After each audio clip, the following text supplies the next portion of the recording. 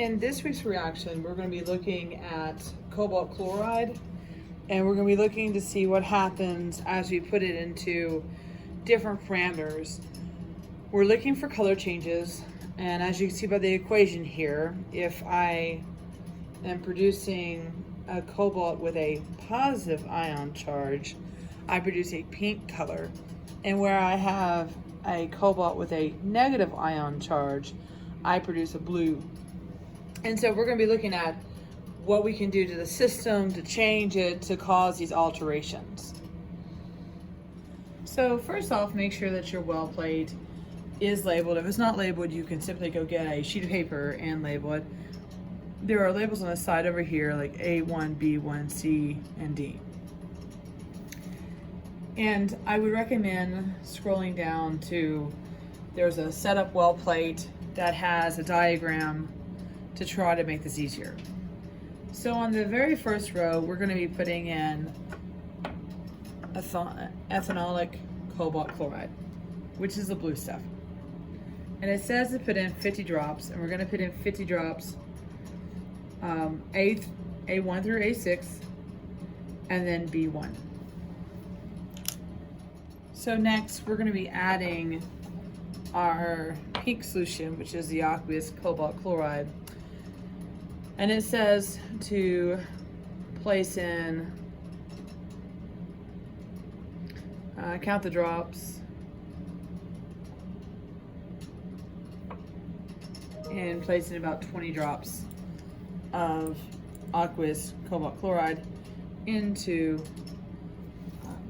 B2 through B4.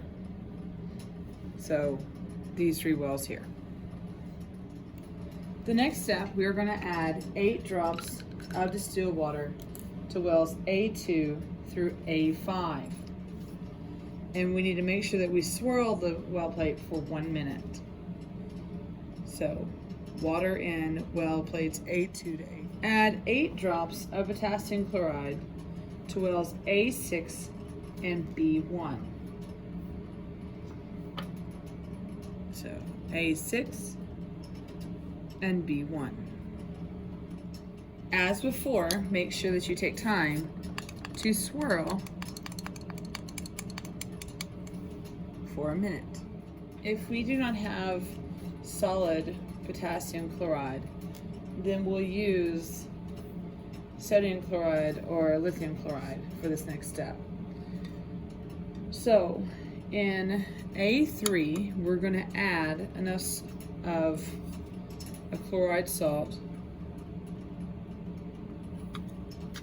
to fill the bottom. And you might want to make sure that you're not going across like what I just did. Try to limit your crossover as much as possible.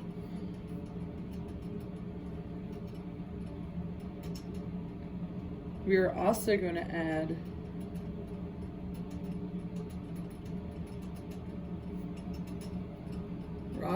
solid KCl to our next spot as well. Okay, so technically the KCl is supposed to be in A4 and A5, so just make a note that these here are supposed to be over. I'm going to go ahead and place the hydrochloric acid in wells A5 and A3. Okay, so 10 drops of that.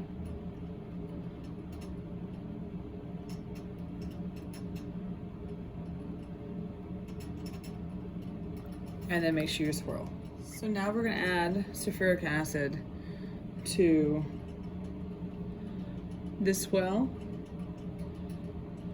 and the last well. Now we're going to add HCl to the aqueous cobalt chloride.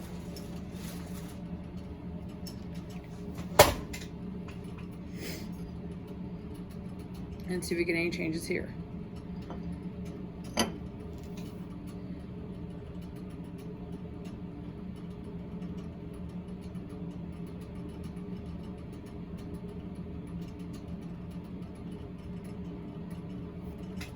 And then we're gonna add a little bit of water to this final well here, and we're gonna stir again. And the main thing we're looking for is any kind of color changes that might have occurred. Maybe the pink's got a little lighter, maybe a little darker, but look to see if you have any changes. And again, make sure you clean your stirring rod in between each time you stir.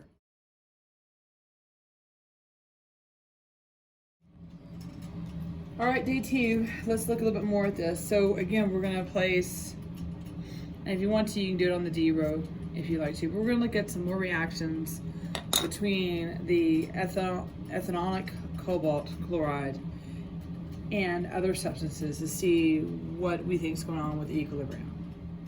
So we've added in our ethanoic cobalt chloride, and in the first well plate, we're gonna place drops of silver nitrate. Remember that silver nitrate, if you get on your skin, it will turn your hand a little bit darker for just a little bit, and it'll eventually wear off. Now, it appears that we have some kind of precipitate forming. As always, make sure that you stir and see what we get. So in the next well plate, we're going to look at aqueous calcium chloride, and we're going to add this in here. So just as we've done before, about 8 drops. And I've cleaned my stirring rod, and I'm going to stir to see what we get. Now you're going to add sodium hydroxide to your third well.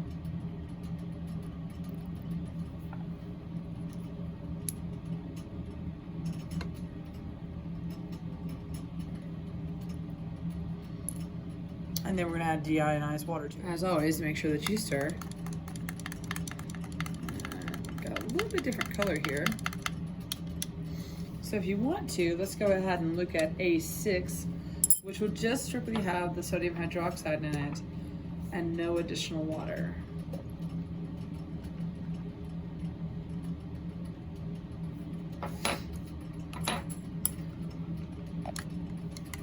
And as always, make sure you stir. And number 4, we're gonna add solid calcium chloride, just as we did with the sodium chloride. The only difference is calcium's in a different group than sodium. So we're gonna add it just as before. And if you put too much in there, you can always add some more blue cobalt chloride, and that's okay. Stir that, and then we're gonna add some water to that as well. So here it is. I haven't added water to it. I'm going to add water to it next when you see the color.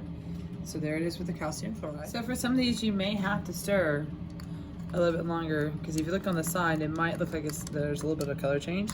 So just keep stirring until you know you're done.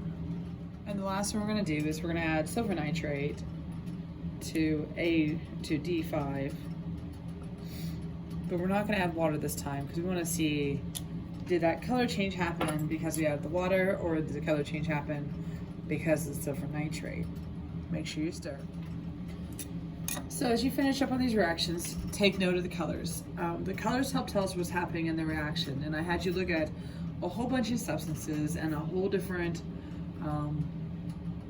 set of environmental or parameters, if you want to call them that, to see what would happen as we change or alter them. Now, I do expect you to do the analysis questions. This one will go on to the next 9 weeks, because there's some concepts in here that we need to make sure we talk about as we're going through these next 2 units of study. So make sure you take time to look at that and answer those questions.